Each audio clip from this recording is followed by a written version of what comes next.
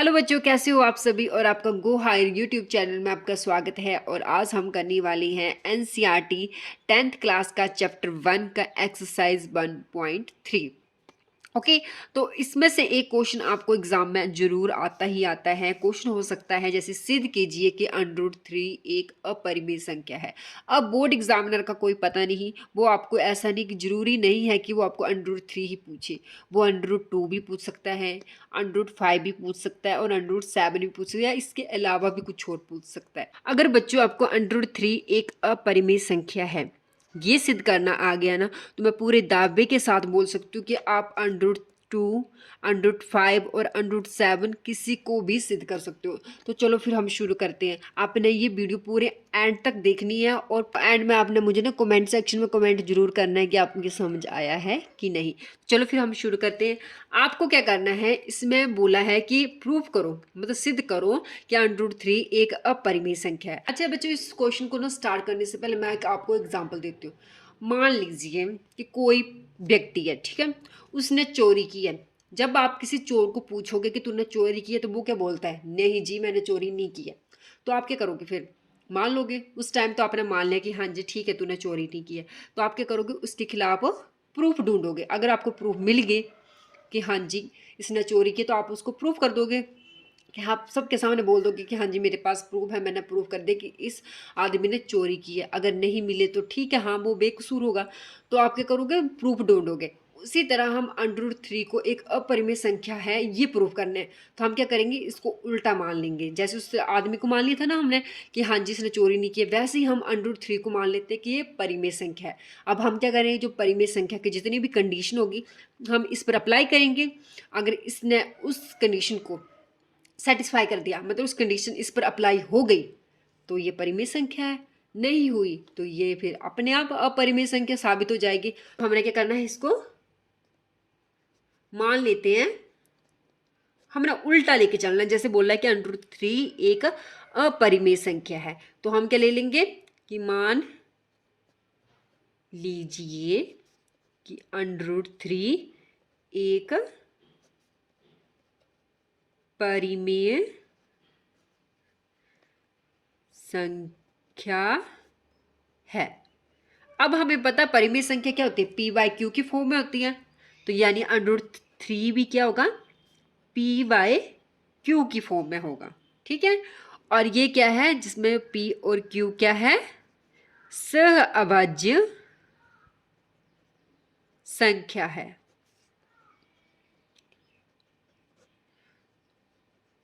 ठीक है। और b जो हमारा q होता है वो नॉट इक्वल टू 0। जो q है वो इक्वल की 0 के इक्वल नहीं होना चाहिए। अगर 0 के इक्वल हुआ तो ये क्या बन जाएगा, इन्फिनिटी। ठीक है, ये कंडीशन है हमारी।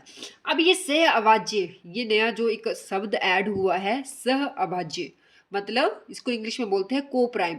अब ये को प्राइम क्या होता है, ऐसी संख्याएं, ठीक है, मतलब ऐसी संख्याएं जिनका कॉमन फैक्टर मतलब एक उभयनिष्ठ गुणनखंड एक ही होता है। जैसे मान लीजिए यहाँ मैंने साइड में कर देती हूँ, 2 और 3 है।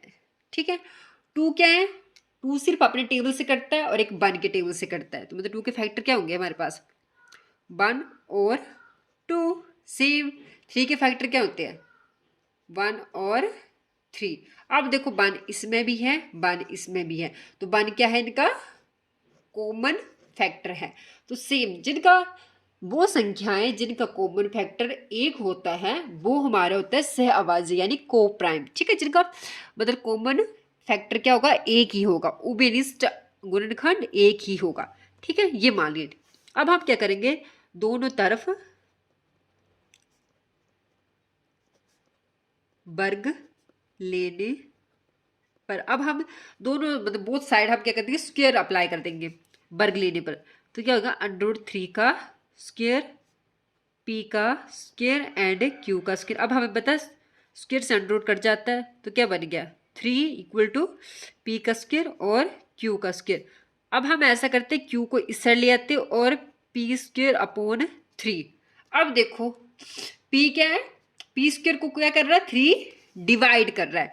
तो हम लिख सकते हैं कि p² 3 से विभाजित है।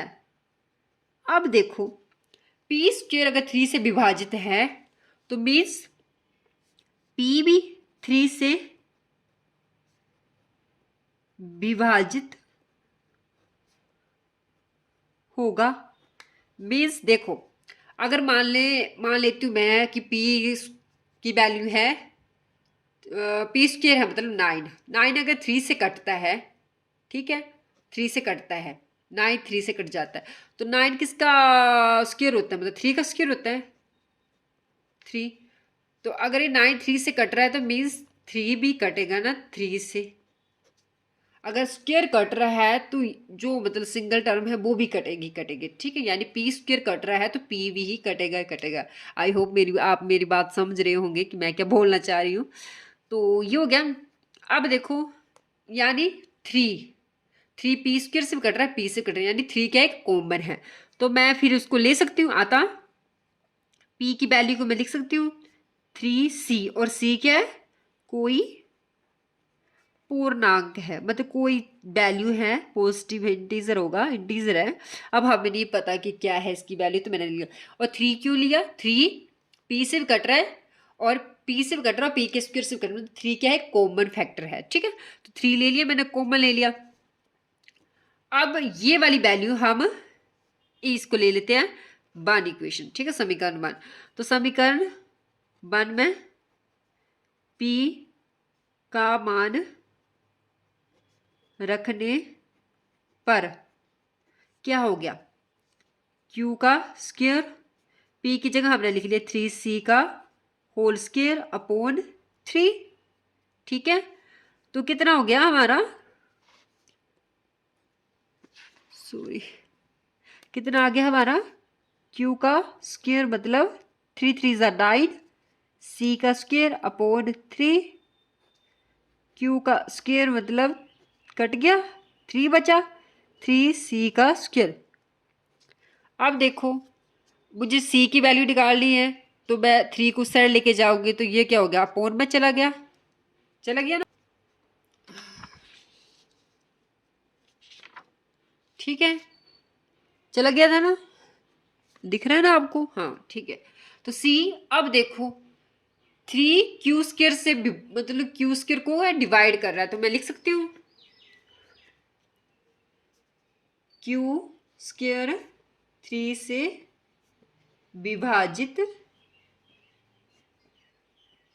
है, सॉरी दिख नहीं रहा है आपको, क्या लिखा था कि जो सी स्क्वायर हमने बोला था कि क्यू स्क्वायर अपॉन 3, यानी क्यू स्क्वायर 3 से विभाजित है। अब क्यू स्क्वायर 3 से विभाजित है मीन्स क्यू भी 3 से विभाजित होगा।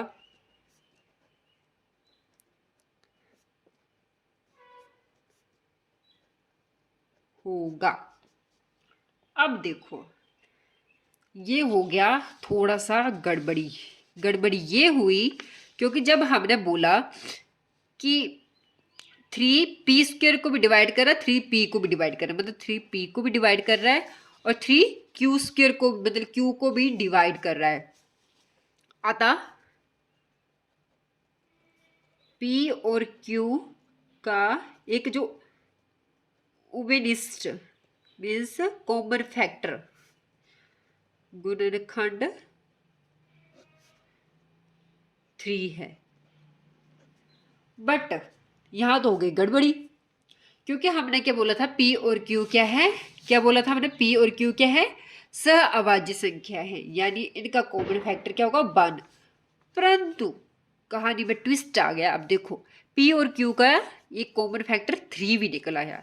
अब ये तो जो हमने माना था, हमारी जो कल्पना थी, इमेजिनेशन था, मतलब जो हमारी अजम्पशन थी, जो हमने मान के चले थे कि ए पी और क्यू क्या है, सहअभाज्य हैं, वो वाली कंडीशन तो हो गई पूरी गलत क्योंकि इसमें तो 3 भी निकल आया। अब ये उसके तो कॉमन फैक्टर 1 और 3 हो गए, तो अब 3 एक और आ गया इसका कॉमन फैक्टर, तो ये तो हो गया फिर गड़बड़ी।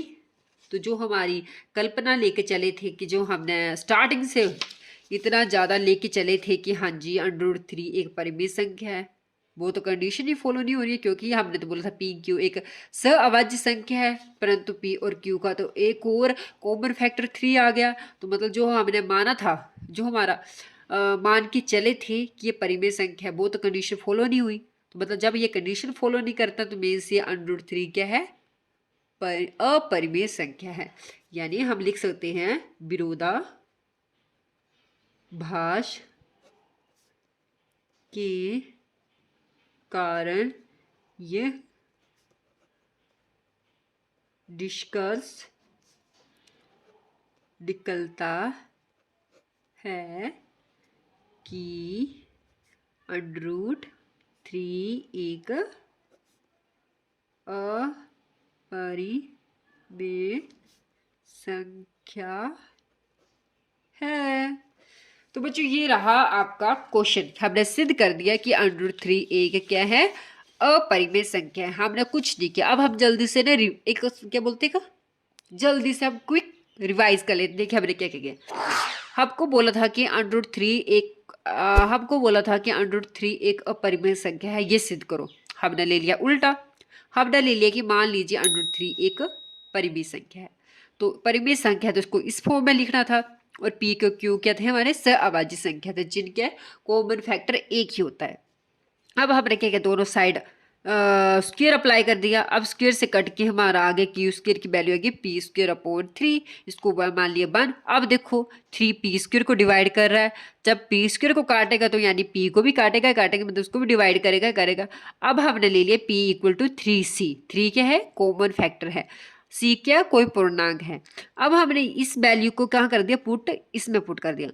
अब q² हमने सोल्व किया तो q² आ गया 3c। अब हमने c की वैल्यू निकाली, c² = q²/3।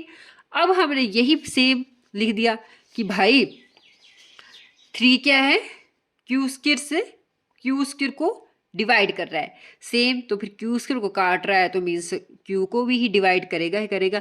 तो मतलब अगर ये p को भी कर रहा है डिवाइड, q को भी कर रहा है, तो क्या p और q का क्या निकल आया, कॉमन फैक्टर निकल आया। ठीक है, तो अब तो जितना भी हम मान के चले थे कि नहीं जी ये तो सहअभाज्य संख्या है, तो ये तो उसने कंडीशन को कर दिया गलत साबित, क्योंकि ये तो सहअभाज्य निकले नहीं। सहअभाज्य मतलब जिसका कॉमन फैक्टर एक ही होता है। इसका तो 3 भी निकल आया, तो मीन्स इसने ये जो कंडीशन थी वो नहीं मानी, तो मतलब ये परिमेय संख्या नहीं है। तो हमने प्रूव कर दिया कि ये अपरिमेय संख्या है।